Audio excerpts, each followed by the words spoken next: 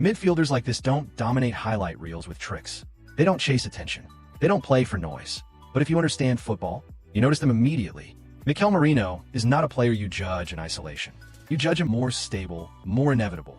In this video, we're not just watching goals and assists. We're breaking down why Merino keeps ending up in decisive moments, and why his impact goes far beyond the numbers. The first thing to understand about Merino is his positioning. He doesn't wander. He occupies, always giving his teammate a solution. Merino understands zones, not just positions. He knows when to stay high to pin defenders, when to drop deep to overload midfield, and when to drift wide to create space centrally for others. That intelligence is why he keeps arriving late into the box. Not because he's lucky, but because he's patient. Defenders track runners early. Merino waits, and when they switch off for half a second, that's when he attacks the space. Merino's goals are rarely spectacular from distance.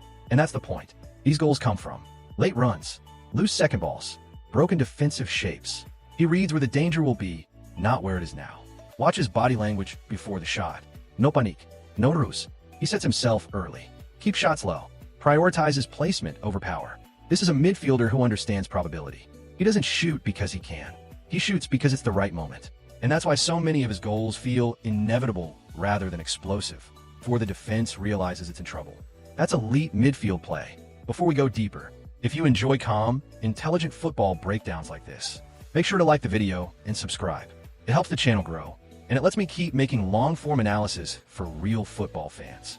Now, let's get back to Merino. One of the most underrated aspects of Merino's game is his physical intelligence. He's not the fastest.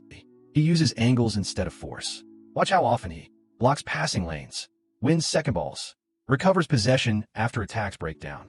These moments don't show up in highlight reels, but they're the reason teams stay balanced. Merino is a stabilizer.